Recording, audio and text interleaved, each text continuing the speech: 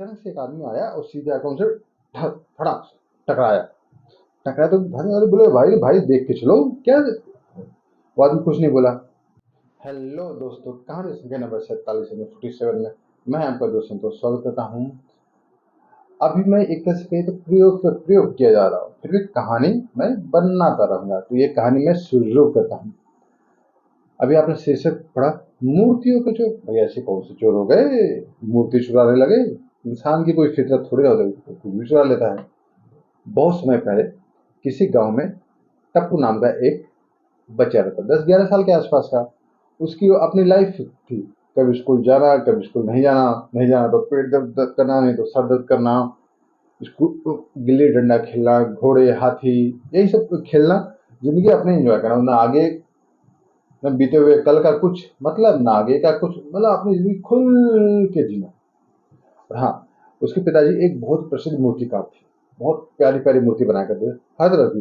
चाहे पत्थर की बना लो, चाहे कांसे की बना लो, तांबे की बना लो, सब तरह की मूर्ति बेचते। उनका काम धाम बहुत अच्छा चल रहा था, इसलिए टप्पू को कोई दिक्कत भी नहीं थी। टप्पू की लाइफ भी अच्छे से चल रही थी, काफी अच्छे पैसे भी आ रहे थे। एक बार क्या हुआ, उनके पिताजी बोले, बेटा मैं जा रहा हूँ शहर उस मूर्ति बेचने। उसके पिताजी को बाय बाय कर दिया। जब उसके पिताजी शहर की तरफ प्रवेश किए, जब पैदल पैदल जा रहे थे अपने स्थान पे जहाँ पर मूर्ति बेचते थे, अचानक से एक आदमी आया और सीधे आकर उनसे फटाक से टकराया। टकराया तो भागने वाले बोले, भाई भाई देख के चलो क्या। वो आदमी कुछ नहीं बोला।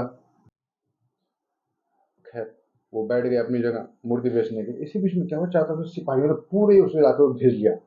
रोको रोको, कोई नहीं जाने पाया, सबको सबको रोक दिया। हुआ क्या था, एक बहुत बेशकीमती मूर्ति, इतनी बड़ी सी मूर्ति थी, महल से चोरी हुई थी। अब उसके लिए सारे सिपाही बेचैन थे कि भाई कहाँ गई मूर्ति, तो गई गए गई तो गई कहाँ। पूरे इलाके में सबकी तलाशी शुरू कर दी। उसके पिताजी आराम से बैठे थे, बोले, ठीक है तलाशी ले दो। जब उन्होंने टप्पू के पिताजी का थैला संभाला, उसमें से मूर्ति निकल गई। और उसके पिताजी डर गए, अरे ये तो मूर्ति मेरी है ही नहीं, मैंने ऐसी मूर्ति बनाई ही नहीं है। उसने बोला, तुम चोर हो, तुम कैसे बनाओगे, तुम्हें क्या पता है ये मूर्ति चोरी के, तुम चोर हो।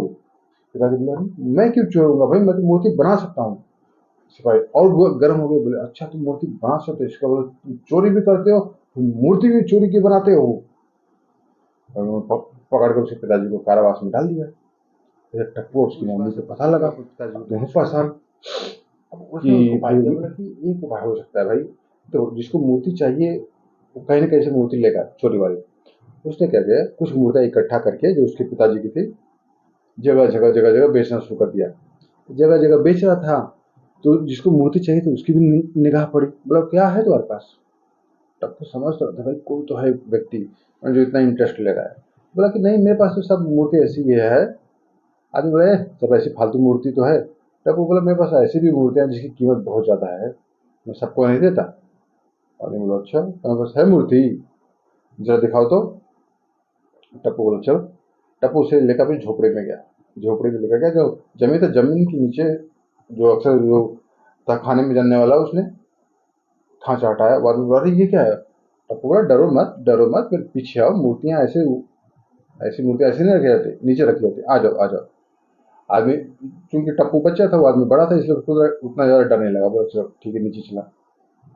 नीचे आया, नीचे देखा एकदम अंधेरा। जब तक आदमी समझ पाता कि क्या हो क्या रहा है, टप्पू तुरंत वहां से निकल भागा। मतलब भाई बच्चा था तो उसको पता था कि तहखाने से निकलने का कौन सा रास्ता है। वो आदमी बेचारा फंस गया, बोला, कौन है, मुझे निकालो निकालो, ऊपर से भी नहीं खुल रहा है। वो आदमी परेशान, निकले तो निकले कैसे। इसी बीच टप्पू ने क्या किया, बोला, भाई मूर्ति का पता बताओ। पीछे से मतलब बाहर से आवाज दे रहा है। और बोला, मुझे नहीं पता कौन सी मूर्ति की बात कर रहे हो। टप्पू बोला, तुमको अभी बताता हूँ, मेरे पिताजी को तुम लोग तुम्हारी वजह से कैद हुए ना, मैं तुमको बताता हूँ।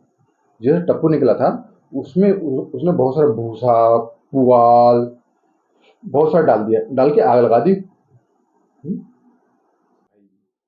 पूरी पूरी धुआं वगैरह अंदर जाने लगा। वो आदमी बेचारा खांस खांस के बुरी तरह परेशान हो गया।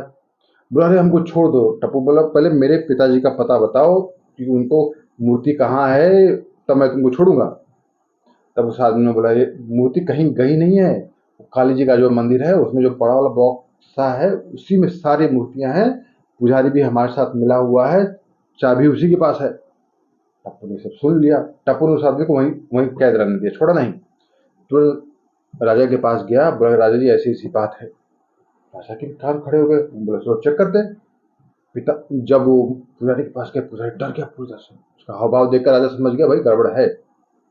राजा तो जो चाबी ली, खोला, देखा सारी सारी मुर्गियां तो बक्से में पड़ी हुई है। बोले यही असली चोर थे, पुजारी और वो आदमी थे। वो आदमी भी दरबारी था। उस आदमी को और पुजारी दोनों को राजा ने कारावास में डाल दिया, उसके पिताजी को छोड़ दिया। इस प्रकार टप्पू ने अपनी समझदारी से अपने पिताजी का मान सम्मान तो बचाया ही, उनको कारावास से भी छुड़ा लिया। तो कहानी गई वन में, सोचो अपने मन में। कल मैं फिर नई और तारा तक की कहानी लेकर आऊंगा। Signing off. और चैनल को लाइक और सब्सक्राइब करिएगा। Bye bye.